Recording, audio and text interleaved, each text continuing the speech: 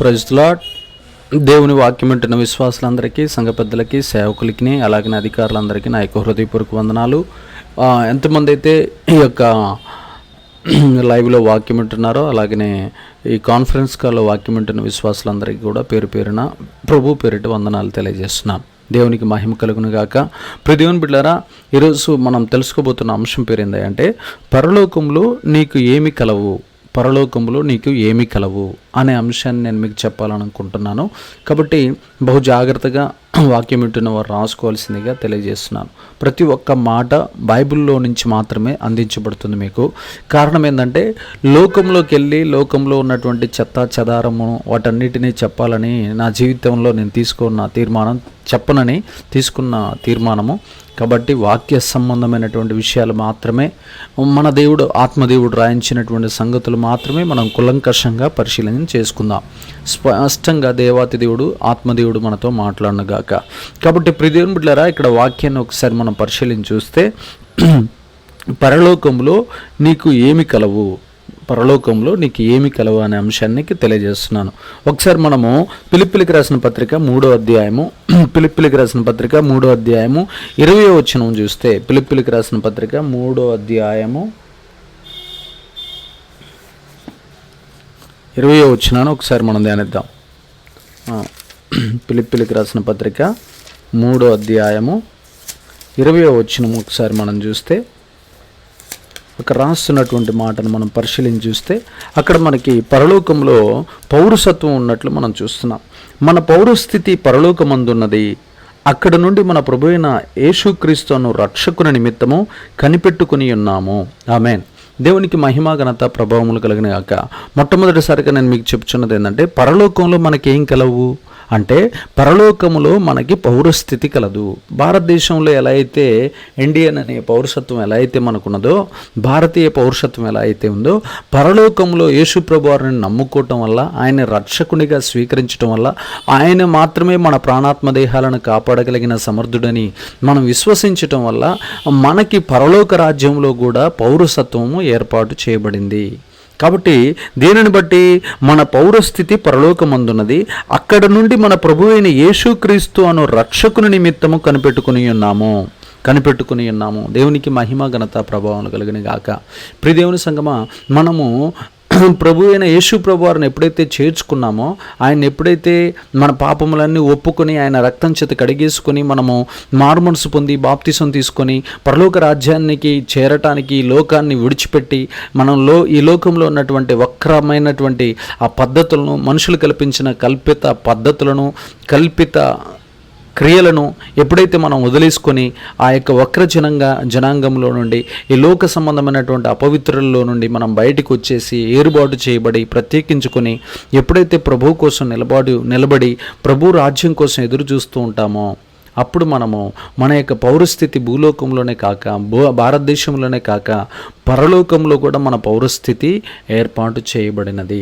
కాబట్టి ప్రియదేవుని బిడ్డలారా, కాబట్టి మనకి పరలోకంలో ఒక పౌరస్థితి ఉన్నదన్న సంగతి మనం మర్చిపోకూడదు. అందుకని చాలామంది డాక్టర్ బిల్లీ గ్రహం గారు అంటారు, నేను భూలోకానికి ఒక యాత్రికునిగా వచ్చాను, నా దేశం ఇది కాదు, నాది పరలోక రాజ్యం అని ఆయన ఎంతో స్పష్టంగా చెప్పినటువంటి స్టేట్మెంట్లు ఉన్నాయి.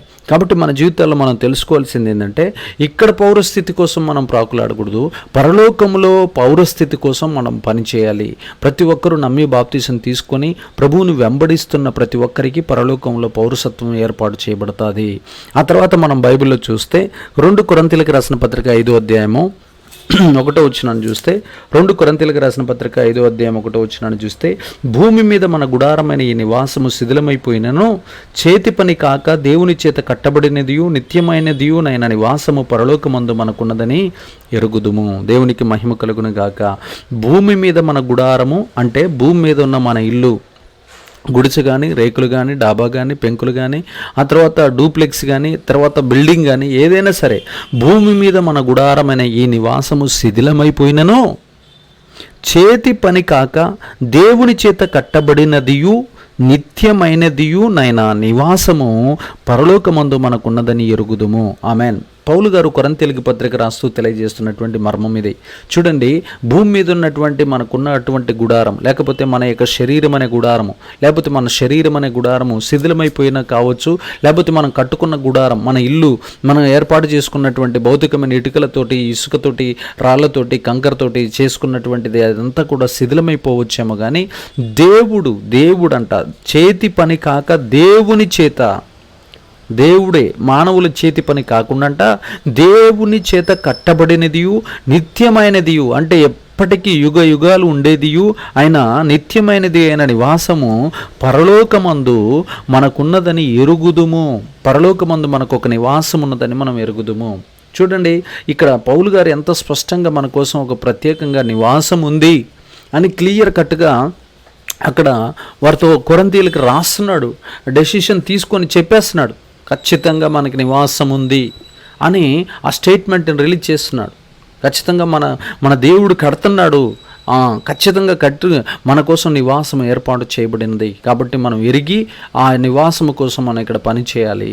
కాబట్టి ఈరోజు నువ్వు ఇస్తున్న కానుక కానీ, నువ్వు ఇచ్చిన మొక్కుబడి కానీ, నువ్వు ఇచ్చే అర్పణ కానీ ప్రతి ఒక్కటి నీ యొక్క నివాసాన్ని ఏర్పాటు చేస్తుంది. భూలోకంలో నువ్వు దేవుని రాజ్యాన్ని కడతంటే పరలోకంలో దేవుడు నీ నివాసాన్ని ఏర్పాటు చేస్తున్నాడు. అక్కడ అంత స్పష్టంగా పౌలు గారు కొరింథీయులకు ఆ పత్రిక రాస్తూ తెలియజేస్తున్నాడు. కాబట్టి మనకంటూ ఒక ప్రత్యేకమైన నివాసం పరలోకంలో ఉందని మనం నమ్మాలి. మనం నమ్మి ఎరిగిన వారమై ఉండి మనం ఆ సంతోషముతోటి మా దేశము, మా రాజ్యము, మా యుగము ఇది కాదు, మేము పరసంబంధులము, పరలోక రాజ్యానికి, యేసుప్రభు వారి రాజ్యానికి సంబంధించిన వారమని మనం చెప్పినప్పుడు ఖచ్చితంగా మన యొక్క నివాసము భూమి మీద కాదు, కానీ ఇది శిథిలమైపోతుంది. కాదు, కొన్ని రోజులకి మన శరీరము భూమిలో పాతి పెట్టబడతారు, అది కుళ్ళిపోతుంది. కానీ అలాగనే మనం కట్టుకున్న ఇల్లులన్నీ కూడా తుఫాన్లో, సునామీలో కొట్టుకొని పోతాయి. కానీ మన దేవుడు నిత్యమైనది నివాసము, ఆయన చేతులతో కట్టేటటువంటి నివాసము పరలోకంలో మనకు ఉందని మనం నమ్మి విశ్వసించి సంతోషించదము గాక. ఆ తర్వాత మూడో విషయాన్ని కనుక మనం చూస్తే లూకాసు వార్త 18వ అధ్యాయము, లూకాసు వార్త 18వ అధ్యాయం 22వ వచనంలో, లూకాసు వార్త 18వ అధ్యాయము 22వ వచనాన్ని ఒకసారి మనం చూస్తే అక్కడ రాస్తున్నటువంటి మాట, యేసు విని, నీకింకా ఒకటి కొదువుగానున్నది, నీకు కలిగినవన్నీ అమ్మి బీదలకిమ్మో, అప్పుడు పరలోకమందు నీకు ధనము కలుగును, నీవు వచ్చి నన్ను వెంబడించమని అతనితో చెప్పాను. ఆమేన్. దేవునికి మహిమ, ఘనత, ప్రభావములు కలుగును గాక. చూడండి ప్రియమైన బిడ్డలారా, ఈరోజు మనం తెలుసుకోబోతున్న మూడో అంశం పేరుంది అంటే పరలోకంలో మనకేం కలవు అంటే అక్కడ రాస్తున్నాడు. పరలోకంలో నీకు ఏమి కలవు అంటే పరలోకంలో ఒకటి నీకు పౌరుషత్వం గలది, రెండోది పరలోకంలో నీకు ఒక నివాసం ఉంది, మూడు పరలోకంలో నువ్వు ఇక్కడ ఇచ్చే ప్రతి ఒక్క రూపాయి పరలోకంలో నీకు ధనముగా మార్చబడతాదని యేసు ప్రభు వారు ఆ యవనస్తుడు ఎవరైతే ధర్మశాస్త్రం మొత్తాన్ని బాగా చదివి దాన్ని వెంబడించి దాన్ని ఆచరించినటువంటి యవనస్తుడితోటి స్పష్టంగా చెబుతున్నాడు యేసయ్య. ఏమని చెప్తున్నాడు? నీ ఆస్తి మొత్తాన్ని అమ్మి బీదులకిమో, అప్పుడు పరలోకమందు నీకు ధనము కలుగును, నీవు వచ్చి నన్ను వెంబడించమని అతనితో చెప్పాను. అతడు మిక్కిలి ధనవంతుడు గనక ఈ మాటలు విని మిక్కిలి వ్యసనపడగా యేసు అతన్ని చూసి, ఆస్తి గల వారు దేవుని రాజ్యంలో ప్రవేశించుట ఎంతో దుర్లభము అని చెప్పాడు. చూడండి ప్రియమైన బిడ్డలారా, ఇక్కడ చెప్తున్నటువంటి మాటలు మనం పరిశీలిస్తే ఆ వ్యక్తి సద్బోధకుడా, సత్పురుషుడా అని వచ్చాడు, అడిగాడు, నేను నిత్యజీవానికి వారసుని కావాలంటే ఏం కావాలని అడిగాడు. అన్ని ఆ ప్రశ్నలన్నీ వేశాడు. తర్వాత అయ్యా నువ్వు ధర్మశాస్త్రాన్ని పాటిస్తున్నావు అంటే పాటిస్తున్నాను చిన్నప్పటి నుంచే అన్నాడు. అన్ని ఆజ్ఞలన్నీ పాటిస్తున్నానని చెప్పాడు. అయితే నీకు ఒకటి కొదువుగా ఉందయ్యా, మరి నీ ఆస్తి మొత్తాన్ని బీదలకు అమ్మేసి మరి నువ్వు పరలోక రాజ్యంలో ధనాన్ని సమకూర్చుకొని నా ఎంట రమ్మయ్యా, రండయ్యా అని చెప్తే ఆ వ్యక్తి ఆ మాటకి వ్యసనపడి గొనుక్కుంటూ అక్కడి నుంచి బయలుదేరి బయటికి వెళ్ళిపోయినట్లు మనం అక్కడ చూస్తున్నాం. దేవునికి మహిమ కలుగును గాక. దేవుని బిడ్డలారా, చూడండి పరలోకంలో మనకి ధనము రావాలంటే యేసు ప్రభు వారు చెప్పినటువంటి మాట ఏంటంటే మన ఆస్తిని బీదలకి కూడా పెట్టాలి. మన ఆస్తి ఎప్పుడన్నా మనకంటే బీదోళ్ళు ఉంటే వారికి కూడా ₹1, ₹10, ₹100 ఏదైనా మనం ఎప్పుడు మన బట్టలు, మన యొక్క వస్త్రాలు, మనకున్న ఆభరణాలు, మనకున్నటువంటి కారు, మనకున్న ఇల్లు, మనకున్న పొలాలు, నాది నాది నాది అనే స్వార్థాన్ని పక్కన పెట్టి నువ్వు గనుక ఎప్పుడైతే బీదలకు ఎప్పుడైతే సహాయం చేస్తావో, బీదలకు ఎప్పుడైతే ఆహారం పెడతావో, బీదలకు ఎప్పుడైతే వారికి కావాల్సినటువంటి ఆర్థిక సంబంధమైనటువంటి కొంచెమైనా మేలు చేస్తావో అప్పుడు ఖచ్చితంగా నీకు పరలోకంలో ధనము కలుగుతుందని యేసుప్రభు వారు చెప్పినటువంటి మాట అక్షర సత్యంగా అక్కడ రాయబడి ఉంది. దేవునికి మహిమ కలుగును గాక. ప్రతివుని బిడ్డలారా, అందుకనే మనము పరలోక రాజ్యంలో ధనము కావాలంటే భూలోకంలో, అందుకని యేసుప్రభు వారు మత్తయి సువార్త 24వ అధ్యాయంలో అంటాడు, చెరసాలలో ఉన్న వారిని నువ్వు దర్శిస్తే నన్ను దర్శించినట్లే, వస్త్రాలు లేని వారికి వస్త్రాలు ఇస్తే నాకు వస్త్రాలు ఇచ్చినట్లే, ఆహారం లేని వారికి ఆహారం పెడితే నాకు ఆహారం పెట్టినట్లే, ఆ తర్వాత దుఃఖాక్రాంతులను ఓదారిస్తే నన్ను ఓదార్చినట్లే అన్నట్టుగా ఈ మత్తయి సువార్త 24వ అధ్యాయంలో స్పష్టంగా అక్కడున్న నీతిమంతులతోటి అవినీతిమంతులతోటి స్వయంగా మాట్లాడినట్టు మనకు అర్థమవుతుంది. దేవునికి మహిమ కలుగును గాక. చూడండి ప్రియదేవుని బిడ్డలారా, మనము పరలోకంలో ఒకటి పౌరసత్వాన్ని సంపాదించుకుంటాం, అంటే మనకి పౌరసత్వం ఉంది. రెండోది మనకి నివాసం ఉంది. మూడోది మనకి ధనము, పరలోకంలో కూడా ధనం ఉన్నది. అంటే అక్కడ మాత్రమే చెల్లుద్దు. నువ్వు ఇక్కడ బీదలకు ఇచ్చింది మాత్రమే నువ్వు అక్కడ కూడా నీకు స్థితిగతులు ఉంటాయి. అది అక్కడ ధనవంతుడివా పేదవాడివా ఏ స్థితిలో ఉంటున్నావు అనే దాన్ని బట్టి కూడా ఇక్కడ నువ్వు చేసే క్రియలను బట్టి ధర్మశాస్త్ర సంబంధమైన ధర్మక్రియలను బట్టి నువ్వు పేదలకి ఇచ్చేటటువంటి ధనాన్ని బట్టి నీకు అక్కడ ధనం సమకూర్చబడుతుందని క్లియర్గా యేసుప్రభు వారు చెప్పినట్టు మనకు అర్థమవుతుంది. ఆ తర్వాత 4వ అంశానికి మనం చూస్తే లూకా సువార్త 6:23. లూకా సువార్త 6:23. లూకా సువార్త 6వ అధ్యాయము 23వ వచనాన్ని ఒకసారి మనం ధ్యానిద్దాం. లూకా సువార్త 6వ అధ్యాయము 23వ వచనం. 6:23. ఆ దినమందు మీరు సంతోషించి గంతులు వేయడి, ఇదిగో మీ ఫలము పరలోకమందు గొప్పదయ్యుండును, వారి పితరుల ప్రవక్తలకును అదే విధంగా చేసిరి. దేవునికి మహిమ కలుగును గాక.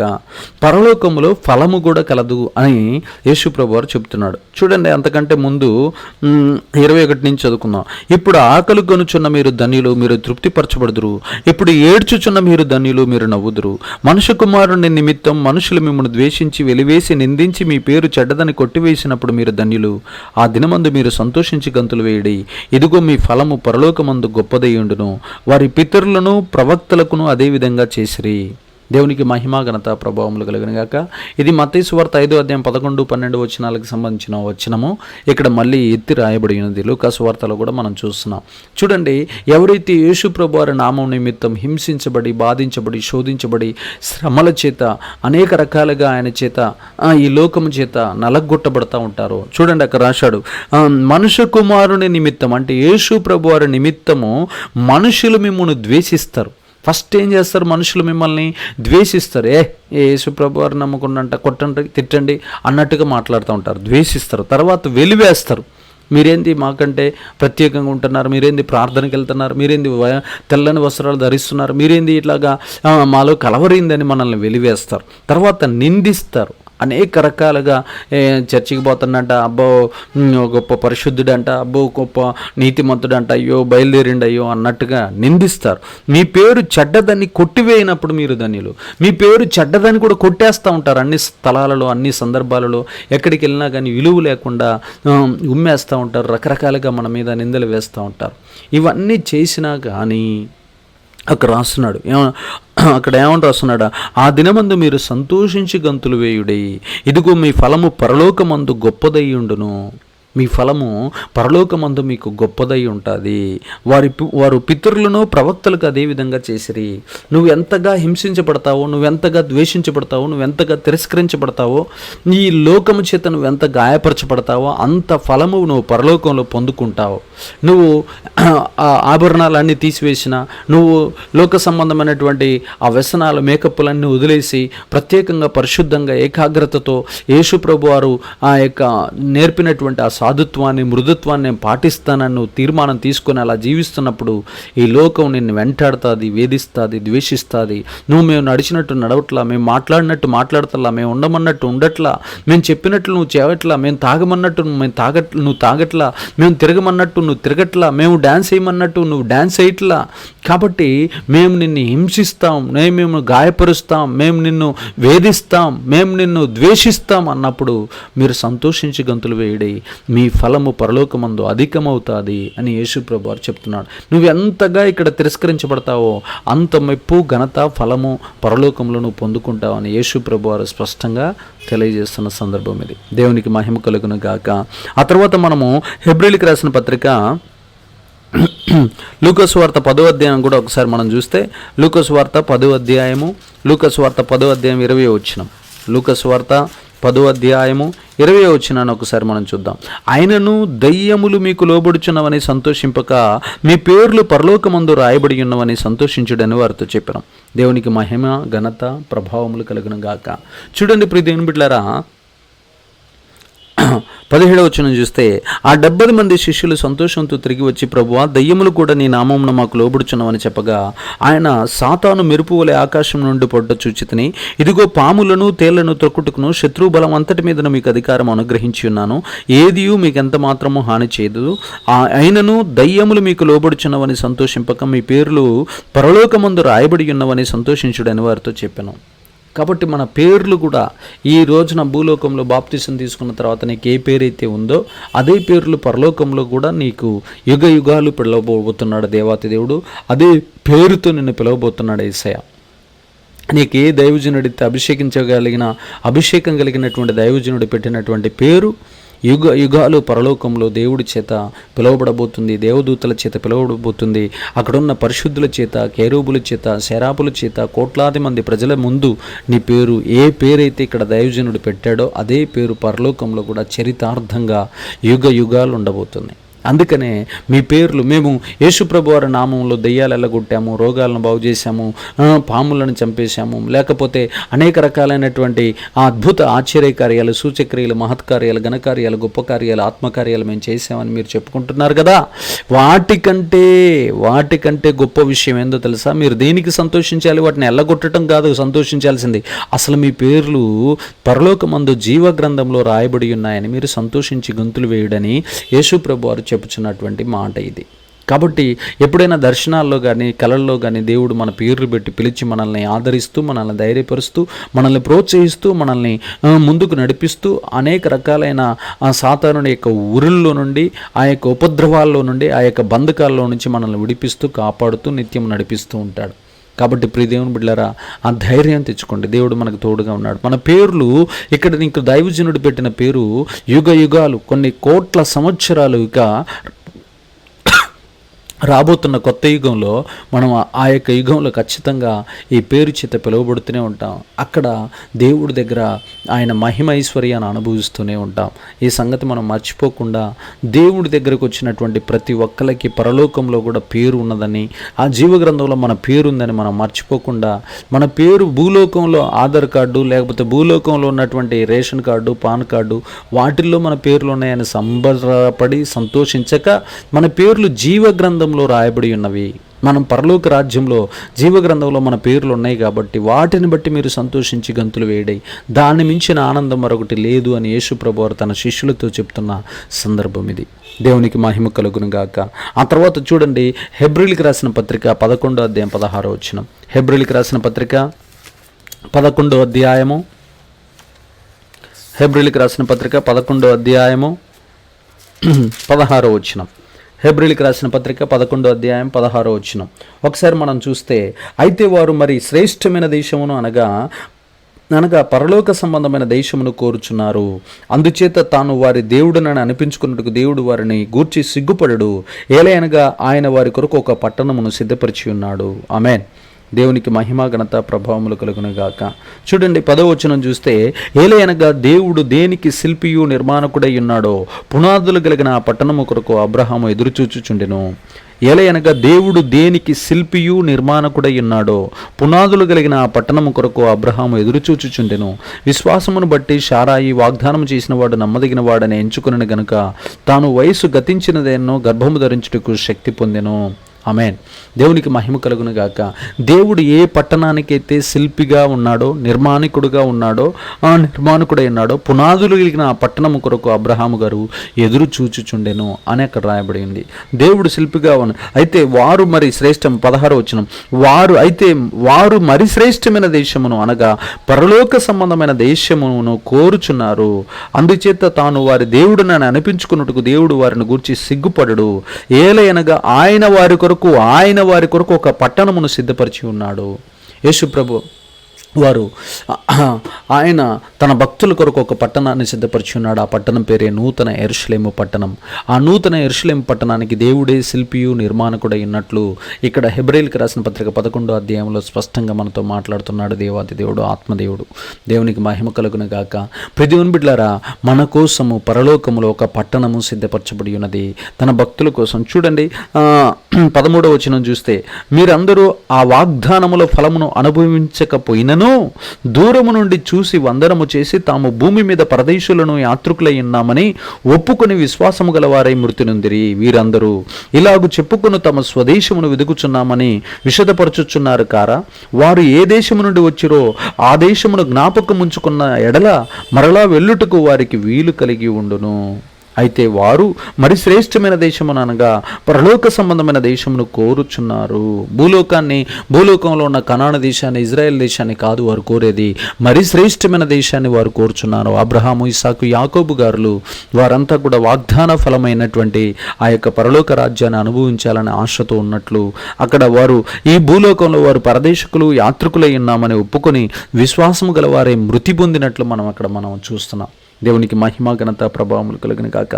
వారు ఏ దేశము నుండి వచ్చిరో ఆ దేశమును జ్ఞాపకముంచుకున్న ఎడల మరలా వెళ్ళుటకు వారికి వీలు కలిగి ఉండును.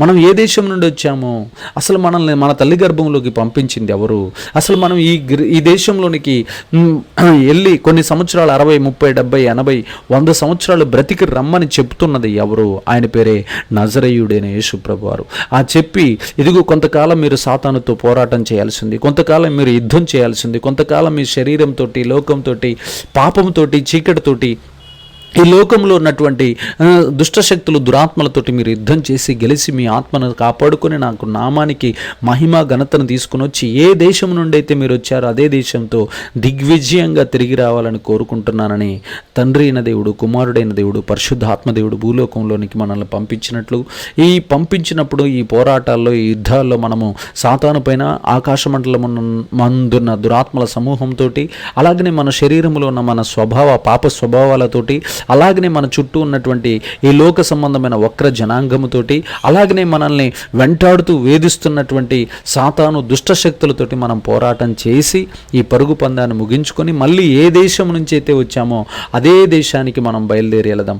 ఆ దేశానికి వెళ్ళినప్పుడు అక్కడ మన కోసం దేవుడు మన కోసం ఒక పట్టణాన్ని సిద్ధపరిచినట్లు, ఆ పట్టణం పేరు నూతన యెరూషలేము పట్టణము అయినట్లు మనం బైబిల్లో చూస్తున్నాం. అదిగదిగో ఆకాశం నుండి దిగివచ్చుచున్న ఆ యొక్క పట్టణమును మీరు చూడడి అని ప్రకటన గ్రంథం 21వ అధ్యాయము 1వ వచనాల్లో మనం చూడగలుగుతున్నాం. దేవునికి మహిమ కలుగును గాక. ఒకసారి చూడండి, అక్కడ రాయబడినటువంటి మాట మనం చూద్దాం. ప్రకటన గ్రంథం 21:1. అంతటా నేను క్రొత్త ఆకాశమును క్రొత్త భూమిని చూచితిని. మొదటి ఆకాశము మొదటి భూమియు గతించిపోయిను, సముద్రమునికను లేదు. మరియు నేను నూతనమైన యెరూషలేమున ఆ పరిశుద్ధ పట్టణము తన భర్త కొరకు అలంకరింపబడిన పెండ్లి కుమార్తె వలె సిద్ధపడి పరలోకమందున్న దేవుని యొద్ద నుండి దిగివచ్చుట చూచితిని. ఆమేన్. అప్పుడు ఇదిగో దేవుని నివాసము మనుషులతో కూడా ఉన్నది. ఆయన వారితో కాపురముండును, వారు ఆయన ప్రజలయుందురు. దేవుడు తానే వారి దేవుడయ్యుండి వారికి తోడయ్యుండును. ఆయన వారి కన్నుల బాష్ప బిందువును తుడిచివేయును. మరణం ఇక ఉండదు, దుఃఖమైనను, ఏడుపైనను, వేదనైనను ఇక ఉండదు. మొదటి సంగతులు గతించిపోయినను. సింహాసనములో నుండి వచ్చిన గొప్ప స్వరము చెప్పుట వింటిని. ఆమేన్. దేవునికి మహిమ ఘనత ప్రభావములు కలిగిన గాక. ప్రతివన్ బిడ్డలారా, చూశారు కదా, ఒక పట్టణాన్ని దేవాతి దేవుడు మన కోసం సిద్ధపరుస్తున్నట్లు, ఆ పట్టణం పేరు నూతన యెరూషలేము పట్టణమైనట్లు, ఆ పట్టణంలోకి వెళ్ళాలంటే మనం విశ్వాస యాత్రలో ఎంతో దైవికమైన భయభక్తులు కలిగి జీవిస్తూ ఆ పట్టణాన్ని చేరుకోవటానికి మనం యాత్రికులుగా ఉండాలి. అలాగనే యాత్రికులుగా, పరదేశులుగా ఈ లోకంలో జీవిస్తూ ఏదైతే దేవుడు దేనికి శిల్పియో నిర్మాణకుడయ్యాడో ఆ పట్టణానికి మనం వారసులం కావాలంటే మనం ఖచ్చితంగా ఇక్కడ ఈ భూ సంబంధమైన వాటిల్లో ఈ పనిపాటల్లో కానీ, ఈ లోక సంబంధమైనటువంటి వ్యాపారాల్లో కానీ, ఈ లోక సంబంధమైనటువంటి భోగేచ్ఛల్లో కానీ, సుఖవలయాల్లో కానీ మనం పడిపోకుండా పరలోకం మీద దృష్టి పెట్టి పరలోకంలో ఉన్న పట్టణాన్ని చేరుకునేంత వరకు విశ్రమించకుండా మనం ముందుకు సాగదాం గాక. ఆ తర్వాత చివరిగా ఒక మాట చదువుకుందాం. ఆ తర్వాత ఎఫెసీలకు రాసిన పత్రిక 2వ అధ్యాయం 7వ వచనం. ఎఫెసీలకు రాసిన పత్రిక 2వ అధ్యాయము 7వ వచనాన్ని ఒకసారి మనం చూస్తే, ఎఫెసీలకు రాసిన పత్రిక 2వ అధ్యాయం 7వ వచనాన్ని ఒకసారి మనం చూద్దాం. క్రీస్తు యేసునందు మనల్ని ఆయనతో కూడా లేపి పరలోకమందు ఆయనతో కూడా కూర్చుండబెట్టెను. ఆమేన్. దేవునికి మహిమ ఘనత ప్రభావములు కలుగును గాక. చూడండి ప్రియదేవుని బిడ్డలారా, పరలోకమందు మనకేం కలదంటే ఆయనతో కూర్చుండే అవకాశం ఉంది, అనుభవం ఉంది. ఆయనతో యుగ యుగాలు ఆయనతో కూర్చొని ఆయన సన్నిధిలో గడిపేటటువంటి భాగ్యం ఉంది. అందుకనే ప్రకటన గ్రంథం 3:21 కూడా అక్కడ చెప్తాడు, ఎంతో స్పష్టంగా చెప్తున్నటువంటి మాట మనం ఒకసారి చూద్దాం. ప్రకటన గ్రంథం 3వ అధ్యాయము 21వ వచనంలో యేసుప్రభు వారు చెప్పుచున్నటువంటి మాట, నేను జయించి నా తండ్రితో కూడా ఆయన సింహాసనమందు కూర్చుండి ఉన్న ప్రకారము జయించువానిని నాతో కూడా నా సింహాసనమందు కూర్చుండనిచ్చెదను అని ఇక్కడ చెప్పాడు. ప్రకటన గ్రంథం 3వ అధ్యాయం 21వ వచనము. ఇక్కడ ఏమంటున్నాడు? క్రీస్తు యేసునందు మనల్ని ఆయనతో కూడా లేపి పరలోకమందు ఆయనతో కూడా కూర్చుండబెట్టెను అంటే ఆల్రెడీ కూర్చొని ఉన్నాం. అంటే ఆయన్ని విశ్వసిస్తే చాలు, ఆయన మారు మనసు పొంది పాపాలన్నింటినీ ఒప్పుకొని మనం ఈ లోక సంబంధమైన కట్లను తెంచుకొని ఈ పాపపు ఇచ్చల నుండి, శరీర ఇచ్చల నుండి, ఆ యొక్క లోక ఆశల నుంచి మనం విడుదల పొందుకొని ప్రభు వైపు చూసి ప్రభు యొక్క అడుగుజాడలో నడుచుకుంటూ మనం ముందుకెళితే ఆయన ఎలా అయితే పునరుత్థాన శక్తితో లేచాడో మనల్ని కూడా అలాగనే లేపి, ఆయన ఎలా అయితే పరలోకమందు జయించిన వాడై జయసింహాసనం మీద కూర్చున్నాడో అలాగనే ఆయనతో పాటు మనం కూడా కూర్చుండేటటువంటి భాగ్యము, ఆ ధన్యత, ఆ జయ జీవితం మనకి ఇస్తానని అక్కడ స్పష్టంగా రాసిన దాఖలాలు, మనం ఎఫెసీలకు పత్రిక రాస్తూ పౌలు గారు చెప్పినటువంటి మాటలు మనకి ఎంతో స్పష్టంగా అర్థమవుతున్నాయి. దీన్ని బట్టి మనకు తెలుసుకోవాల్సింది ఏంటంటే దేవాతి దేవుడు 7 రకాలైనటువంటి విషయాలను పరలోకంలో మన కోసం సిద్ధపరిచి ఉంచాడు. మొట్టమొదటిది ఏంటంటే మన పౌరస్థితి పరలోకమందు ఉంది. రెండోది మనకు ఒక నిత్యమైన నివాసము పరలోకమందు ఉంది. మూడోది ఈ లోకంలో మనకి ఈ లోకంలో ఎలా అయితే ధనం ఉందో పరలోకంలో కూడా మనము బీదలకి గినక భూలోకంలో ధనమిస్తే పరలోకంలో కూడా మనకి ధనము సమకూర్చబడుతుంది. ఆ తర్వాత మన పేర్లు జీవ గ్రంథంలో రాయబడి ఉన్నాయి పరలోకంలో. ఆ తర్వాత మనకి ఒక ఫలము, అంటే నువ్వు నిందించబడి, ఏదించబడి, ద్వేషించబడి, తిరస్కరించబడి ఉన్నావు కాబట్టి గొప్ప మెప్పు కానీ, బహుమానము కానీ, ఫలము కానీ, లేకపోతే కిరీటము కానీ, సింహాసనము కానీ, అధికారము కానీ, ఏదో ఒక ఫలము నీకు పరలోకంలో ఇవ్వబోతున్నాడు. ఆ తర్వాత నీకోసం ఒక ప్రత్యేకంగా ఒక పట్టణాన్ని దేవుడు దేనికి శిల్పియు నిర్మాణకుడై ఉన్నాడో, ఈ ప్రపంచంలో ఏ మనుషుడు, ఏ శాస్త్రవేత్త, ఏ యొక్క శిల్పి కట్టలేని గొప్ప బంగారముతో, వజ్ర వైఢూర్యాలతో, మాణిక్యమణులతో కట్టబోతున్నటువంటి ఆ పట్టణములో, దేవుడు కట్టినటువంటి ఆ పట్టణము మన కోసం సిద్ధపరచబడి దాంట్లో మనం ఉండేటటువంటి భాగ్యం పరలోకంలో మనకుంది. ఆ తర్వాత ఆయన ప్రక్కన కూర్చుండే అవకాశం కూడా దేవుడు మనకి అనుగ్రహించాడు. కాబట్టి ప్రియదేవుని బిడ్డలారా, ఇన్ని అవకాశాలు మనం పోగొట్టుకోకుండా ఉండాలంటే ఈ పాప లోక సంబంధమైనటువంటి ఈ లోకంలో ఉన్నటువంటి ఏదైతే మనల్ని ఈ శరీరిచ్చలు లాగుతున్నాయో, ఏవైతే సులువుగా చిక్కులు పెట్టు పాపాలు ఉన్నాయో, తిండిబోత్తనం, సోమరితనం, వ్యభిచారం, దొంగతనం, అబద్ధం, మోసం, అపవిత్రత, అవిధేయత, అవిశ్వాసము, ఇలాంటి పాపాలు సుమారు 666 పాపాలతో మనుషులకి గాలాలేసి సాతానుడు అనేక రకాలుగా వాడితో పాటు తీసుకొని వెళ్ళి నిత్యాగ్నిలో కాల్చడం కోసం ఎన్నో ప్రయత్నాలు చేస్తున్నాడు. కాబట్టి వాడి ఉచ్చులో మనం పడిపోకుండా ప్రభు పాదాల దగ్గర పరిశుద్ధత నేర్చుకొని సమాధానముతో, నెమ్మదితో, సంతోషముతో ప్రభు మనకు నేర్పే ప్రతి ఉపదేశాన్ని నేర్చుకుంటూ, ఆ ఉపదేశంలో ఉన్నటువంటి సారాన్ని గ్రహిస్తూ, ఆ ఉపదేశంలో ఉన్నట్లు మన యొక్క శరీరిచ్చలు కానీ, మన లోపల నుంచి వస్తున్నటువంటి ప్రతి విధమైనటువంటి ఆ యొక్క వ్యర్థమైనటువంటి ఆలోచనలను నలగొట్టుకుంటూ, వాటిని లోబరుచుకుంటూ, ప్రభువు చెప్పినటువంటి వాక్యానికి లోబడి విధేయత కలిగి మనం ప్రభువు చూపించినటువంటి మార్గంలో నడుచుకుంటూ ముందుకెళితే నేను చెప్పినటువంటి 7 రకాలైన ఆశీర్వాదాలు పరలోకంలో మనం అందరం పొందుకొని వర్ధిల్లదముగాక. దేవుడి మాటలను దీవించి స్థిరపరిచి అభిషేకించి ఆశీర్వదించి ఫలింప చేయనుగాక. Amen, amen, amen. ప్రార్థన చేసుకుందాం. ప్రతి ఒక్కరం తలలు వంచండి.